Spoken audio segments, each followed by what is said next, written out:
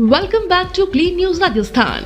चलिए देखते हैं राजस्थान की 15 फटाफट बड़ी खबरों को।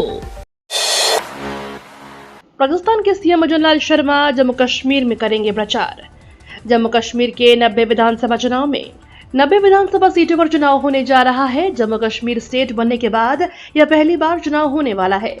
ऐसे में बीजेपी यहां पूरी तैयारी के साथ उतरने वाली है। जम्मू कश्मीर में 90 विधानसभा सीटें हैं, जिस पर 3 चरणों में चुनाव कराए जाने का ऐलान किया गया है।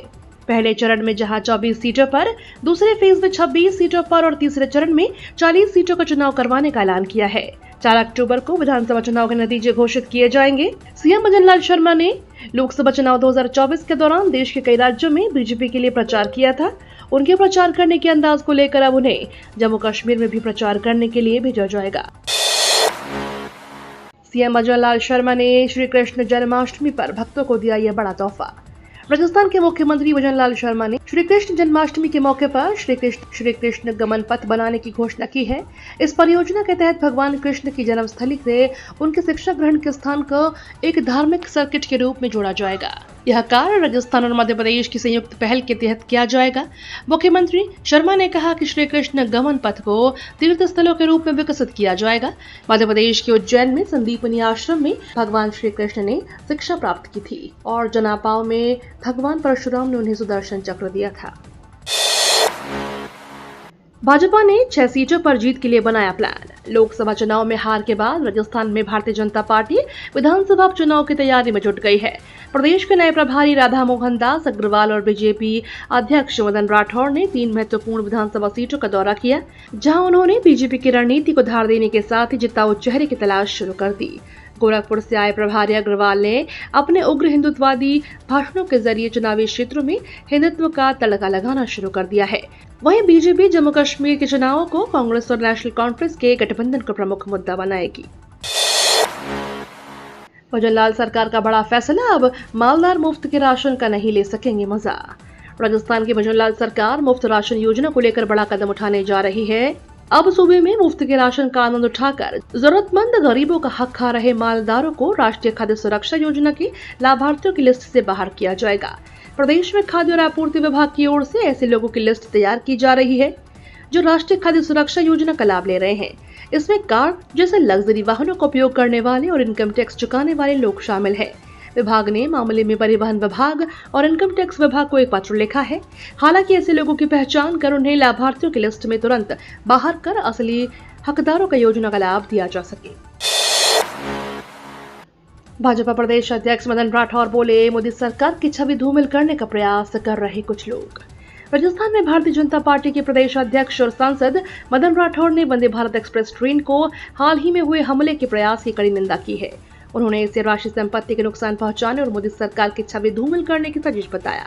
राठौर ने सोमवार को अपने बयान में बताया कि पिछले सप्ताह पाली जिले के सुमेरपुर जवाई बांध रेलवे स्टेशन के नजदीक कुछ असामाजिक तत्वों ने अहमदाबाद से आने वाली वंदे भारत ट्रेन को पटरी से उतारने की कोशिश की। इन तत्वों ने रेलवे ट्रैक पर सीमेंट के कंक्रीट ब्लॉक रख दिए, जिससे ट्रेन का इंजन टकरा गया और क्षतिग्रस्त हो गया। हालांकि कोई बड़ा हादसा होने से बच गया। राजस्थान में आज 27 अगस्त को चक्का जाम का ऐलान। राजस्थान में आज 27 अगस्त को चक्का जाम का ऐलान किया गया है। बस ऑपरेटर्स एसोसिएशन राजस्थान और बस मालिक संघ की ओर से 27 अगस्त को प्रदेश स्तरीय चक्का जाम का ऐलान किया है। एसोसिएशन के प्रदेश अध्यक्ष सत्यनारायण साहू ने बताया, बस ऑपरेटर्स राजस्थान द्वारा परिवहन विभाग को कई बार अपनी समस्याओं से अवगत कराया, लेकिन इस पर किसी तरह का संज्ञान नहीं लिया गया। ऐसे में उनका कहना है कि अगर उनकी मांगों को नहीं माना गया तो प्रदेश में अनिश्चितकालीन चक्का जाम होगा। भीलवाड़ा में बवाल, गौवंश की कटी पूंछ मिलने पर उग्र हुए प्रदर्शनकारी। राजस्थान के भीलवाड़ा शहर के कोतवाली थाना क्षेत्र में गांधी सागर तालाब की पाले स्थित मंदिर के बाहर गौवंश की कटी पूंछ मिलने के बाद से माहौल गरमाया हुआ है। आक्रोशित लोग घटना के विरोध में हिंदुवादी संगठन जेल चौराहे पर धरना देने बैठे हुए हैं। लोगों ने आरोपियों की गिरफ्तारी और उनके घरों पर बुलडोजर चलाने की मांग की है। बताया जा रहा है कि पुलिस ने इस मामले में 9 लोगों को गिरफ्तार किया है। एक बार फिर पेरिस ओलंपिक में दिखेगा राजस्थान का दम। पेरिस ओलंपिक खत्म होने के बाद अब पेरिस में 28 अगस्त से पेरिस पैरा ओलंपिक शुरू होने जा रहे हैं, जिसमें भारत का अब तक का सबसे बड़ा 84 खिलाड़ियों का दल 12 खेलों में हिस्सा लेगा। इसमें राजस्थान में इस बार 10 खिलाड़ी अपना दम दिखाएंगे। आपको बता दें, भारत पेरिस पैरालंपिक खिलाड़ी पैरासाइक्लिंग, ब्लाइंड जूडो और रोइंग में पहली बार हिस्सा लेगा। 84 खिलाड़ियों में से 30 खिलाड़ी इस बार पैरालंपिक में पहली बार खेलने जा रहे हैं। 10वीं से लेकर बीटेक बीई पास के लिए वैकेंसी, 1,77,000 तक की सैलरी। भारतीय अंतर्देशीय जलमार्ग प्राधिकरण में कई पदों के लिए भर्ती निकाली गई हैं। इन पदों पर सिलेक्ट होने वाले उम्मीदवारों को 18,000 से लेकर 1,77,000 तक की सैलरी मिलेगी।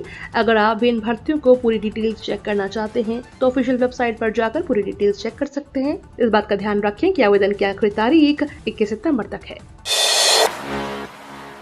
हनुमान बेनीवाल राजस्थान में करेंगे बड़ा आंदोलन। राजस्थान पुलिस के हेड कांस्टेबल बाबूलाल बैरवा ने सुसाइड मामले को लेकर परिजन का धरना जारी है। सुसाइड के 5 दिन बीत जाने के बाद भी शव का पोस्टमार्टम नहीं हो सका। सोमवार को सांसद हनुमान बेनीवाल धरने में शामिल होने जयपुर पहुंचे। इस दौरान उन्होंने भाजपा सरकार पर जमकर हमला बोला। बेनीवाल ने सरकार को चेतावनी देते हुए कहा कि यदि बाबूलाल बैरवा के परिवार को सरकार न्याय नहीं दिलाती है तो पूरे प्रदेश में आंदोलन होगा। महिला समेत 2 बच्चों की मौत का कारण बना बिजली विभाग। राजस्थान में बिजली विभाग की बड़ी लापरवाही के चलते दर्दनाक हादसा हो गया। यह हादसा बूंदी जिले के सामने आया है, जहां एक ही परिवार के 3 लोगों की करंट लगने से मौत हो गई है। आक्रोशित परिजनों ने विद्युत विभाग पर आरोप लगाते हुए कहा कि विभाग को विद्युत लाइन लूज होने की शिकायत देने के बावजूद सही नहीं करवाया गया। आखिरकार छत पर चढ़े लोग करंट की चपेट में आ गए। परिजनों ने आर्थिक मुआवजा और विद्युत विभाग के खिलाफ मामला दर्ज कराने की मांग की है।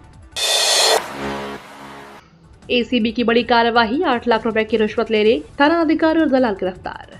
भ्रष्टाचार निरोधक ब्यूरो की प्रतापगढ़ टीम ने सोमवार को अरनौद थाना अधिकारी और दलाल को 8 लाख रुपए की रिश्वत लेते हुए हाथों हाथ गिरफ्तार किया है।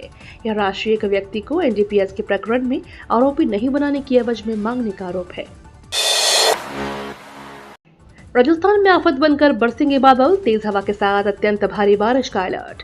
राजस्थान में मानसून का दौर खत्म हो चुका है, लेकिन बारिश अभी भी जारी है, जो आफत लेकर आई है। मौसम विभाग ने बारिश को लेकर कुछ इलाकों में रेड अलर्ट जारी किया।